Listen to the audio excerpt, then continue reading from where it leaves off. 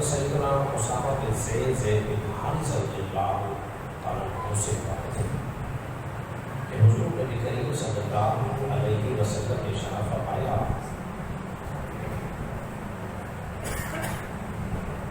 ایک شخص کو بلایا جائے گا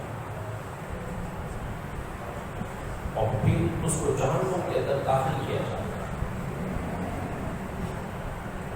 اس کو جہنم میں داخل کیا جائے گا. اس کی آنکھیں جو ہے وہ پیٹ سے باہر آ رہی ہوں گی. اس کی آنکھیں پیٹ سے باہر آ رہی ہوں گی اور وہ اپنی آنکھوں کے گرد ایسے لپیٹ کے ایسے گھوم رہا ہوگا جس طرح گدھا چکی کے گرد گھومتا ہے. جب اس کو یہ عذاب جہنم میں دیا جائے گا تو جہنمی دیکھنے کے بعد حیرت سے پوچھیں گے تجھے کیا ہوا, تمہیں کس بات پر عذاب دیا جا رہا ہے؟ حالانکہ ہم تو تجھے دیکھتے تھے کہ تو بھلائی کا حکم دیا کرتا تھا, برائی سے روکا کرتا تھا, مگر آج ہم کچھ اور ہی دیکھ رہے ہیں کہ تجھے عذاب دیا جا رہا ہے. چلو ہم تو گناہ گار تھے لیکن تم تو نیکی کا حکم دیا کرتے تھے, بھلائی کا حکم دیا کرتے تھے, برائی سے روکتے تھے.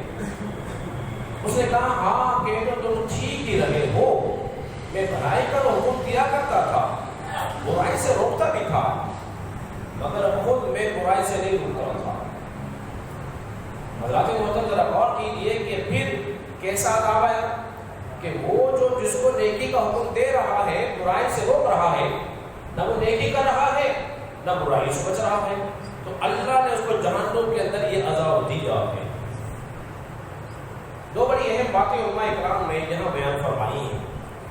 وہ بیان فرماتے ہیں کہ انسان کو نیکی کی دعوت دیتے رہنا چاہیے, کہ جو نیکی کی دعوت دے گا, بھلائی کا حکم دے گا, اس کا اجر اسے ملے گا.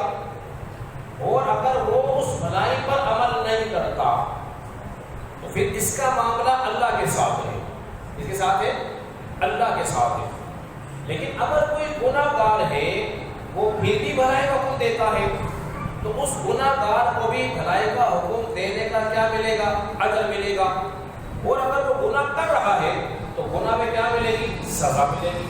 اللہ رب العزت نے ایک مقام پہ یوں ارشاد فرمایا ہے لما تقولون ما لا تفعلون یا ایھا الذین آمنوا لما تقولون ما لا تفعلون. اے ایمان والو تم ایسی بات کیوں کہتے ہو جس میں تم خود ہی عمل نہیں کرتے؟ کیسا جھنجھوڑا جا رہا ہے انسان کو. تم ایسی باتیں نہ کہو جس میں تمہارا خود کا عمل نہیں ہے.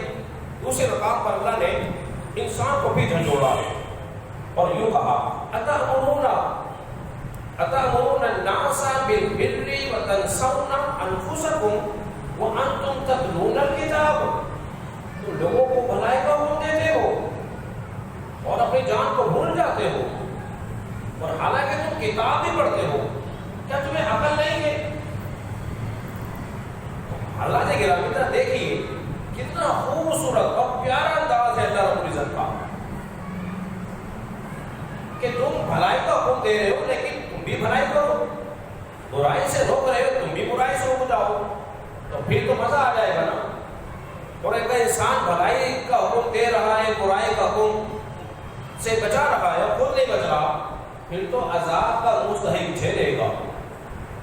نبی پاک علیہ الصلوۃ والسلام کے ایک صحابی ایک تابعی ہیں, وہ فرماتے ہیں میں نے 10 صحابہ سے ایک بات کو سنا ہے کہ ہم مسجد قباء کے اندر موجود تھے. وہ مسجد قباء اسلام کی پہلی مسجد تھی جس کی بنیاد نبی پاک علیہ الصلوۃ والسلام رکھی, فرمایا اس کے اندر موجود تھے. اور حضور علیہ الصلوۃ والسلام ہمارے درمیان تشریف لائے اور ہم علم دین سیکھ رہے تھے. حضور علیہ الصلوۃ والسلام نے ارشاد فرمایا علم دین سیکھو, علم دین سیکھو, یاد رکھو اگر تم علم دین سیکھ رہے ہو لیکن تمہیں اجر جب تک نہیں ملے گا جب تک تم عمل نہیں کرو گے. تم نے علم دین سیکھ لیا, دین کی باتیں سیکھ لی, جب تک عمل ہی نہیں کرو گے تو اجر کیسے ملے گا؟ ابھی چھوٹی سی مثال, اگر ہم نے نماز پڑھنے کا مکمل طریقہ سیکھ لیا, نماز کو مکمل یاد کر لیا, جب نماز ہی نہیں پڑھیں گے تو بولیے پھر اجر کیسا ملے گا؟ اجر کیسا ملے گا؟ ہم نے اسی طرح وضو کا بہترین اور جامع طریقہ سیکھ لیا، وضو کے فرائض سیکھ لیے، وضو کے سنتیں سیکھ لی، وضو کے ٹوٹنے کا اسباب سیکھ لیے، لیکن جب ہم پہ عمل ہی نہیں کریں گے تو اجر بھی نہیں ملے گا۔ تو خلاصہ کلام یہ نکلا حضرت گرامی، ہمیں چاہیے کہ جب ہم نیکی کی دعوت دے رہے ہیں تو اس نیکی کی دعوت کو اپنے اوپر بھی لاگو کریں۔